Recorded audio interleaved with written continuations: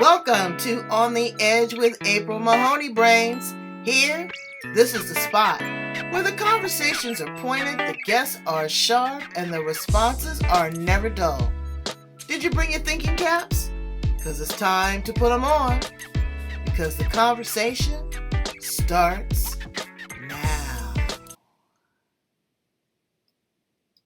Welcome to On the Edge with April Mahoney Brains. We are at the spot, the location right here, where the conversation is pointed and the guests are sharp and the responses are never dull. We're going to get a lesson in editing from an amazing author. Brains, that is the most important part of the book, is having it edited. Well, no, I take that back. The content. But if the content is delivered in a haphazard kind of way, you lose your audience, you lose your credibility, you lose sales. It's a moot point. Writing a book or text or a pamphlet even is your literary work. As we say in the ghetto, it's your street cred. It's your credibility.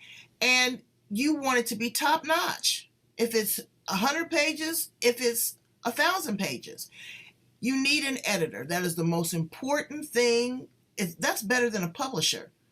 But you want an editor that speaks in your voice, that understands what you're trying to deliver. Maybe you're speaking something in a foreign language. Maybe you're speaking something with a little snarky attitude or a little bit of slang or a twang. You want to work with your editor so they can feel your voice and that you can be authentic in your story. She's going to give us tips on that and a whole lot more. Let's welcome her to the edge. How are you, Kathryn Cartwright? I am beautiful. Thank you for having me today. This is really excited. I'm so excited. Again, like I tell you, that bookshelf and that room that you're in wears me out. It is just a place of zen. It's a place that I would go and retreat and just, So is it a part of your house? Is it your office? Where is that space? It actually is my office space in my house. This is my ground zero for everything I do.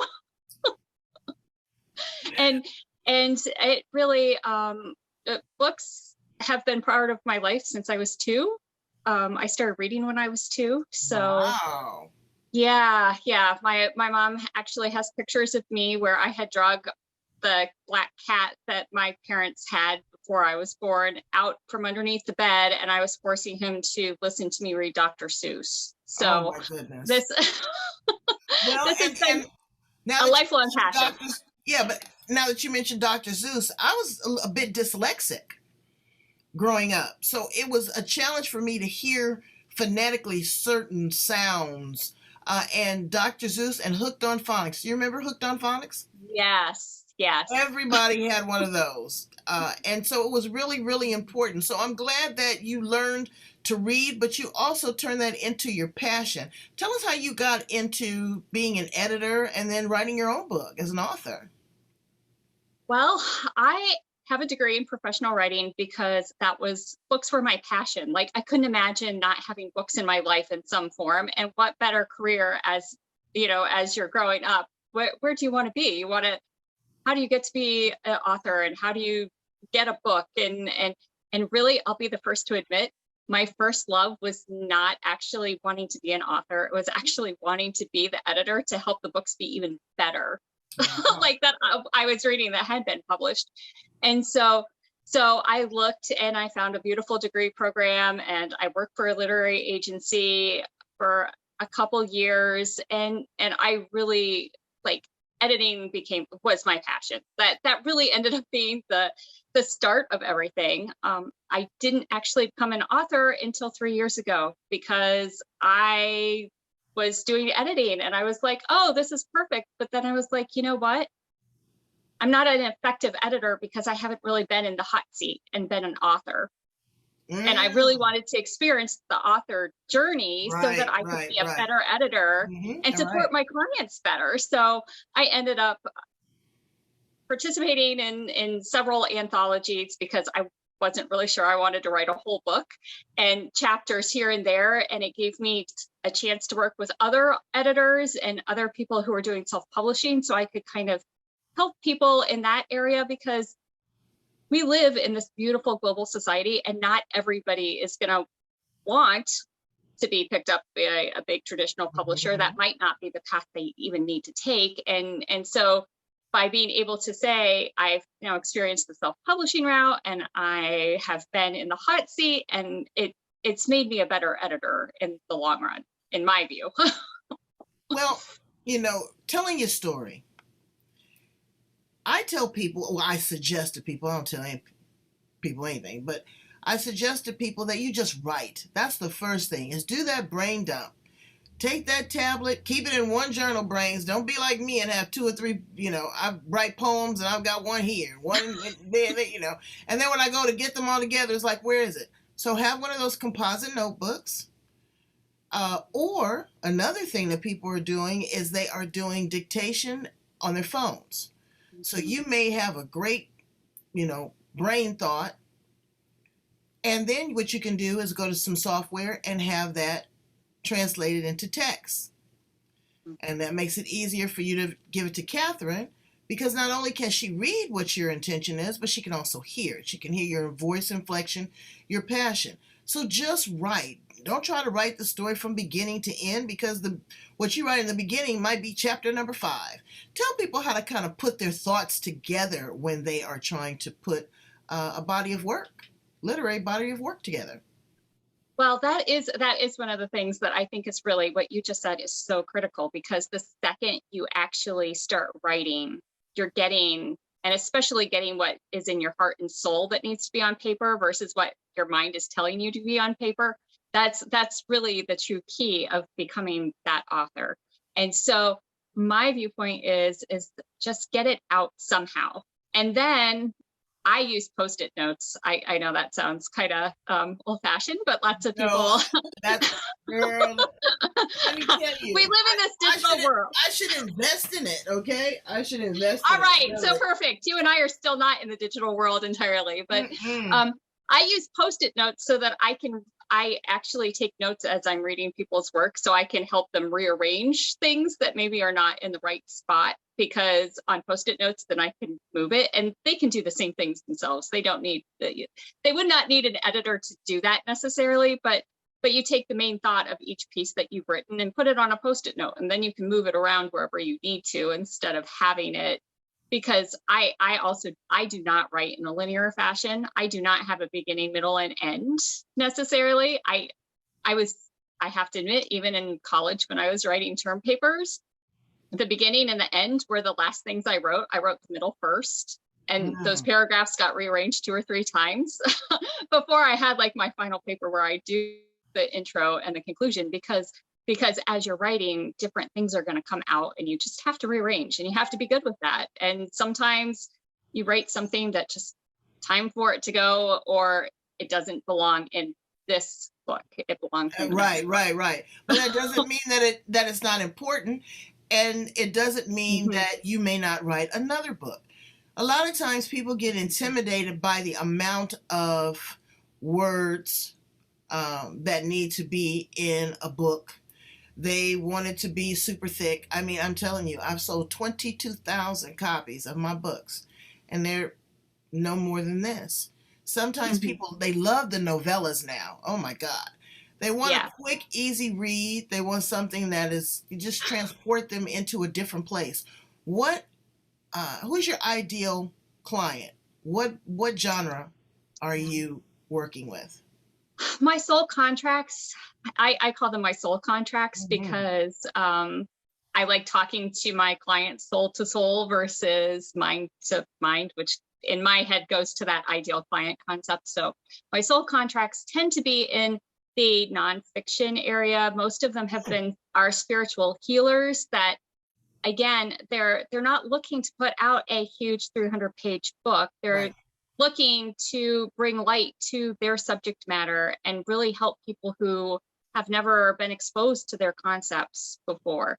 So I had one of the ones that I did that was absolutely brilliant is about emotional recipe cards.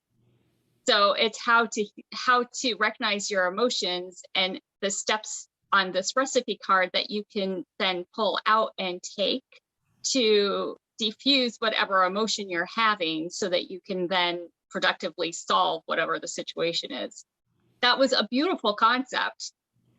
It didn't need to be 400 pages, though. It ended up being about 200 pages because she created a workbook at the end so people could make their own recipe cards. But the writing itself was about 150 pages, and that she also ended up. She kept rearranging the flow of the emotions, and she kept rearranging how she was telling the story, and then how the cards were created in her story, and it was really a beautiful experience for both her and for me, because I gained some knowledge as well that I then applied to my own life. Like that's the beauty of becoming an author, is all of us have such unique talents and ideas and concepts that even if somebody's written a book before, you're coming at it with just enough of a difference that somebody else needs to hear it from that different spot than where you are currently, or where they've heard it before. It's storytelling. I encourage people to don't just write that same wah, wah, wah, wah, wah. I don't want that. Make it exciting. Make it from outer space. Create a fictional character. Transport me in time. Give me something to increase and encourage and stimulate my imagination with anything. That's the power of reading. Reading transports you. You can know all about the world from the comfort of your bedroom and a cup of hot chocolate. Exactly. And one of in fact, just talking about being transported elsewhere, one of my clients has dyslexia and dyspraxia and wrote a book. She actually happens to be a Reiki master. So she's traveled all over the place and had all of these experiences that are absolutely hilarious. Like, I'm like, how did you cram this entire 50 years worth of your life in, like you've got 50 years of life that you've just crammed into 165 pages. But the things that she shares, it's really enlightening. Like I knew before that dyslexia and dyspraxia and all the neurodiversity type of diagnoses. Yeah, and it's a pain in the Dixie boo. It is because the way our school system works is not the way it works for everybody. It works for this segment of the population, but not this part of the population. And you know what? People are so judgmental against us. Oh, you spelled this wrong. You spelled it. Well, you know what? It's not that I'm ignorant. I have a vocabulary that could whoop you up and down the street. However, it is a way of learning. It's a style of learning.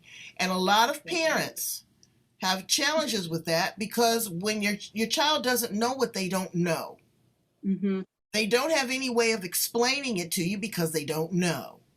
Exactly. And, they are disruptive in classroom because they don't know. The other kids are reading faster. The other kids comprehend. The other kids are 2 pages ahead of them. And then they start acting up because they want to be distracted because they're embarrassed.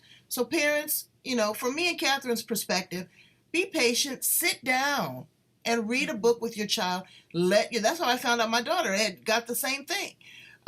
Because she couldn't hear the ka-ka-ba-ba-da-da. And she would read the same book all the time. And I'm like, let's read something different. And she struggled through it. And that is how I identify. So if you're never, connected, and the joy of reading, sitting there, in your child in your lap, and, you're showing them the cow jumped over the moon, and you're rhyming and you're laughing, you're changing your voices. Again, that is that transporting into another realm. Mm-hmm. And I honestly believe all the neurodiversity just means those children are more creative than normal. That's the way I look at it. Yeah, in other areas. And they're amazing in other areas. They just, that typical reading, writing is not where they're excelling.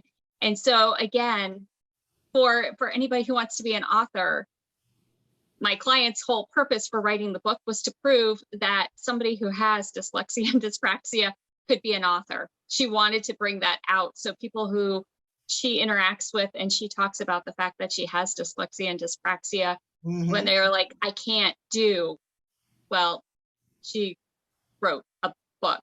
And so Absolutely. I wrote 3. you're putting it, but she dictated all of it, and then I edited it so that but it all stayed in her voice, because the way she phrases things are so very her, that I didn't want to take that out of the book, Right. because then it wouldn't be her book. It would become that dry reading that Now, I what do you feel. think about this audio book thing? You know, it's got to be certain things like Epoch Toller. I can't remember Yeah, that. Ekpart. yeah, yeah, Girl, I need a thesaurus and a highlighter. But if I listen to him, I can follow the flow. yes. Do you also think that there is a strong place for editors in the Audible world as well? I do. And the reason that I do think there is a strong space for editors is because really the editor, and this is really the key point of most editing. When you think of editing, a lot of people think about it as just the copy editing and the proofreading before it goes out. But most editors also help do developmental content editing, which means that they help you keep your story flowing from beginning to end, and can say, you know what, this little chunk causes you to just stop your flow right there. Like, you're going to lose your listeners, you're going to lose your readers right in this little spot. And if we shift it either here, or it just doesn't belong in this particular book, then the story flows better.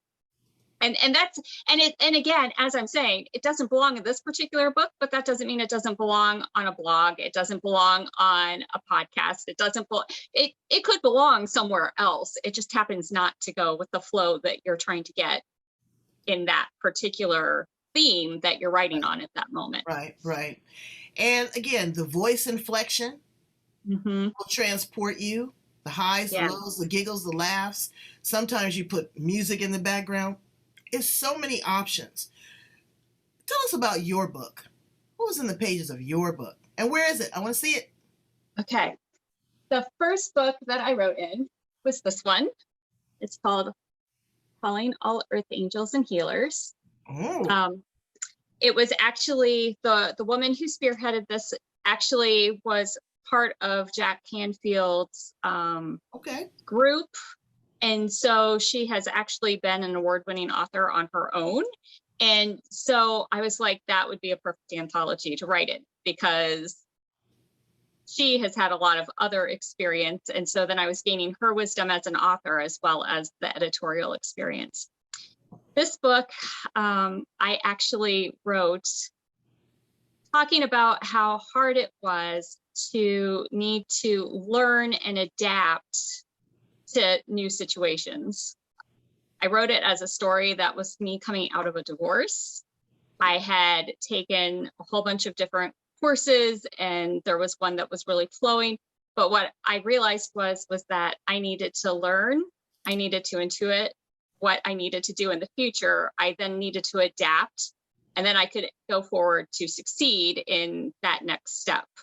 And so that was what my entire chapter was written around, was that concept of, just because you're failing, you feel like you're failing because that's what society is telling you your fail is. Really, I reversed the letters and it became learn, intuit, adapt, and forward to success. Wow. Because I don't like failing. I don't like failing either, but you know what? That just gives me an opportunity to do better if I own it.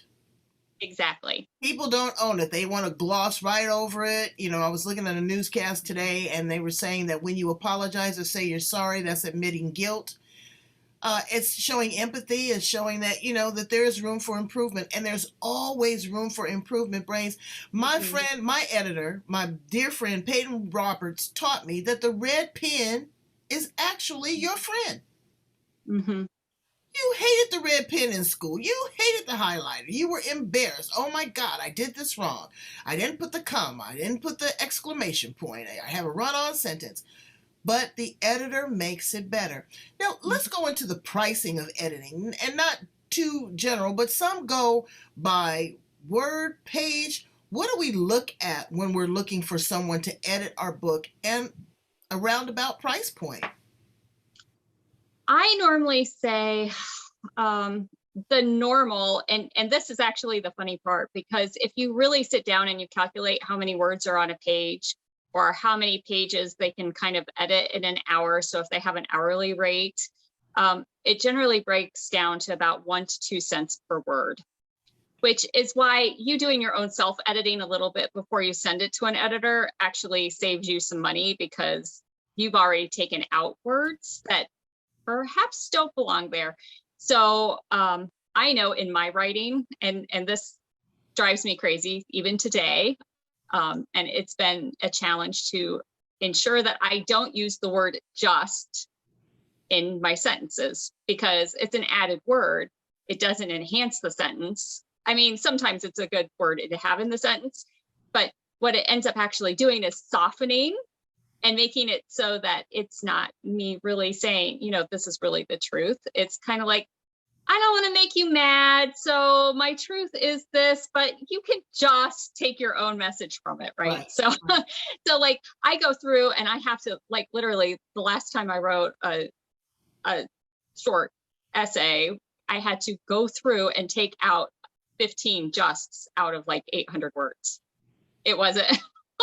So when you're talking, I mean, that ends up being 30 cents that you'd be paying somebody to edit just out of your out of your work. Well, and you know what? So, my editor taught me some other things too, culturally.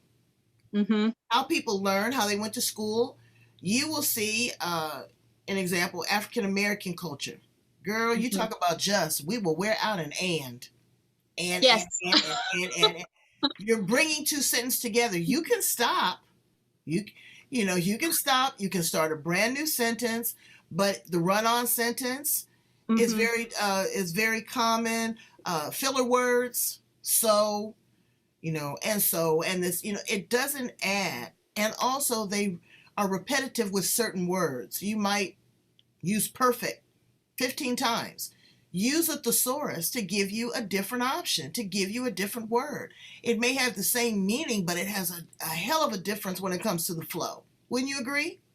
Oh, I totally do. And one of my favorite tools to have authors go through before they even send me anything is Grammarly. There's a free version of it out there, and it helps you catch all of those words, the ands, the so's, the justs, and the run-on sentences that you can, it will give you a suggestion to stop the run-on sentence at this point. It will not necessarily tell you how to always redo it, but at least it gives you an awareness of what you're doing. And you wouldn't even have to do it for your whole story. You would just, do a couple pages and you'll see what Grammarly's picking up. And then you can go through the rest of your document on your own without having Grammarly yelling at you continuously. You can do like a find replace. It's that artificial intelligence that worries me, is that the cotton picking computer, but that's the same with algorithms. I was at my girlfriend's house the other day and the refrigerator was talking. I was like, I don't feel comfortable with that. Oh, we need milk. It was crazy. So AI is really, really important. It's picking up keywords on resumes, in books, in editing, in everything that we do. It is taking kind of the guesswork out of it, but taking the guesswork out of it in a way, to me, is instilling a little bit of ignorance, because there's no challenge there. You don't have to worry about spelling a word now because it's there. Children aren't even learning script handwriting. They don't know how to sign their name. So it is a double-edged sword. You still need to have the fundamentals. Wouldn't you agree, Kathryn? Oh, totally. And I'm just saying Grammarly is great to run it through before you send it to the editor. You shouldn't even look at Grammarly until you are done writing. Like that's my personal opinion. Like do your writing, because Grammarly, when you have Grammarly checking your stuff or Word checking your stuff, like I turn off the spell and grammar check in Word so that I can just write from my heart and soul, because otherwise my brain sees that little squiggle underneath the word, or that, that says, oh, you misspelled this one. Are you sure that that's the word you really want? All those cute little words. I mean, they do it in WordPerfect. They do it in Google. All of these word processing programs already have it built into some degree. So if you just turn all of that off and write from your heart and soul, then you can go back afterwards, because your brain wants to keep you safe. I mean, that's our brain's purpose, right? It's our learning tool, and it's to keep us safe so our physical body stays here. And so your brain subconsciously is always saying, oh, is that really the word you want to use? Let's look at this. Like, it wants the distractions to stop you from writing what you really want to write and what your heart is telling you to write. Because some of what we write sometimes comes out on paper, and afterwards you're like, oh, that was not quite what I thought was coming out. Right. Or when you reread it, you're going to reread it a million times. And I just say, that's why I say, just write, just dump it out there. Worry about putting it together later.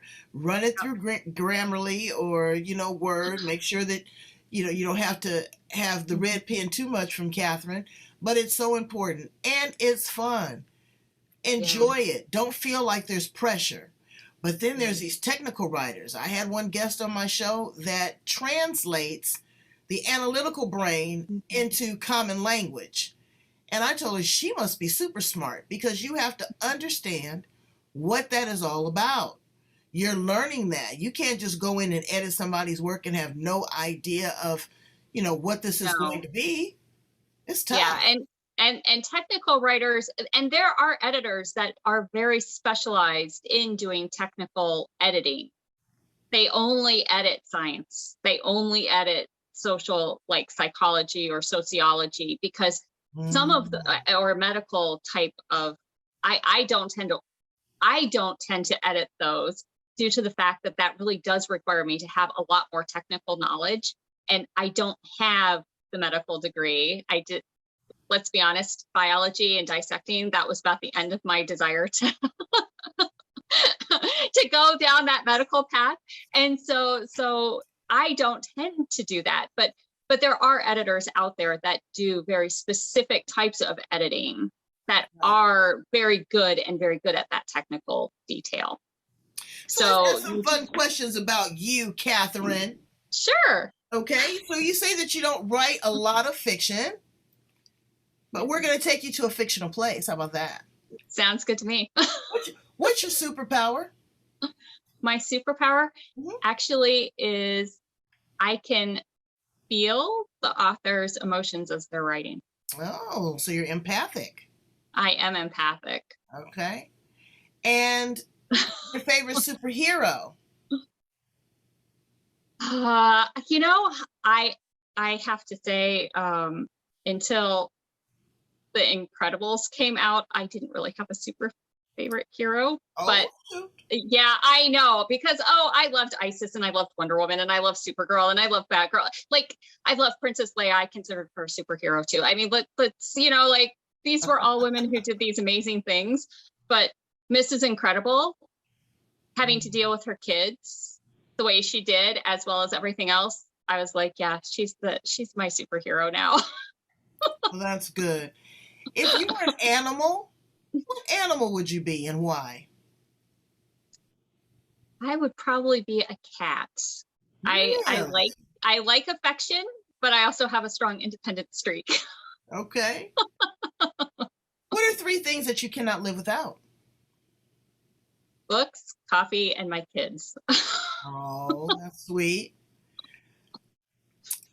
What would you tell a young, inspiring author right now that is sitting there with their pen in their hand and have no idea where to start? What would you say to them? I would say take a really deep breath and just put that pen to paper and just write whatever comes. Just ask for guidance as to what needs to go on that piece of paper, just to start. Some days when I'm writing, and I do journal writing, and I've always been a big journal writer, even though I didn't intend to ever be an author. Like, I have always written. I have stacks and stacks of journals through the years. Some days I might only write a sentence in my 20 minutes of journaling, and other days I fill 2 or 3 pages. So don't put yourself into a pressure spot either as to how much you have to write each day, because some days it's just going to flow through you and onto that paper. And other days you might get 2 sentences on the piece of paper, and that's okay. But I would say use paper and pen when you're first starting out, and doodle. If that's what it takes to get you to have words, do those loopy things that they used to teach you to do when you were in school, just do those loops until something comes to you to actually write. At some point, your brain is going to be like, I am so tired of these loops. Something's going on that paper. If you were not an editor and an author, what would you be? Oh, that is a really good question. I am a mom, so I love being a mom. I also happen to be a Girl Scout troop leader. So, oh my goodness. Yes. So right now I have troops from kindergarten to 12th graders. There are 4 of them. Yeah. So I tend to be very involved in community activities. So I can't imagine, I would likely work for some sort of nonprofit doing something, because I really believe in community is what keeps us together as a whole. And when we lose our community, we lose part of ourselves when we lose our community with other people. And so I would imagine that I would be doing some sort of work, whether it was paid or volunteer work. Okay, what book would you recommend to a tween? My favorite book, Are You There, God? It's Me, Margaret. That. Oh, yeah. Bloom. What was her first name? Yeah. Judy. Judy Bloom. Yeah. Judy was the business. If you're a young girl I would even say between 9 and 13, it's so simplistic. It is, written from the third person. It was factual, it was soft, it was just gentle. Do you have another book that you would recommend to a tween or one of your Girl Scout troops? I actually, I'm trying to remember what it's actually called title wise, but it's basically learning yourself from the inside out. Because I think that is a really hard thing for girls to do. And Judy Bloom did a beautiful job in Are You There, God? It's Me, Margaret. But this one's more on the nonfiction side, and it really helps the girls understand some of the media bombardment that they're getting, and it helps them put into perspective their body image discussions and really any of the books that fall into that sort of a line, I think is really a beautiful thing for both male and female. Right. Absolutely. And all the gender, and all the gender in between, like that entire, because I really think that when you learn from the inside out who you are, it makes it easier for you to be who you are. It does. And it allows you to edit, filter, and adjust, much like an editor does. Yes. Kathryn, please tell my brains how to get in contact with you, how they can work with you, and be your ideal client to get these books on the shelf. Yeah. So my website is writeeditshare.com. And on there, I have a link that you can book a discovery call with me so that we can talk and really make sure that we're a good fit, because to me, that's really important. I like doing that soul to soul work. And it's even more important because I am empathic when I'm talking to and reading.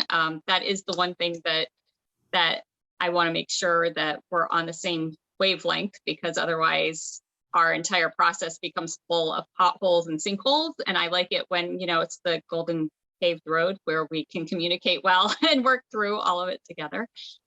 And so that's really the best way to work with me. And I do help people figure out what is their writing voice before they even start writing, because I also think that is everything that happens between when you're writing your book. That's not really necessarily where you need somebody. But if you are forcing your writing voice into something that, or somebody who isn't you, because that's what you think you should be writing as, that just means when you get to the editorial side, it's you're basically rewriting a whole book to get it back to who you are versus who you thought you were. Exactly. So, and again, that's what an author does, is they deliver their true, authentic self. yes. And then Yes. Kathryn red pins you. Yes. But you know, I really, when I work with authors, most of the time it's me correcting things that are so glaring and blatant that it makes it really hard for the reader to understand where the author's going. It makes it really hard for the reader to follow the flow and the train of thought of the story and why this was put in that one spot. I try to, my editing really is more, let's make sure your flow is there and let's make sure your voice is there. And that's why I say, you know, like I really respect traditional publishers. I think they're wonderful and amazing.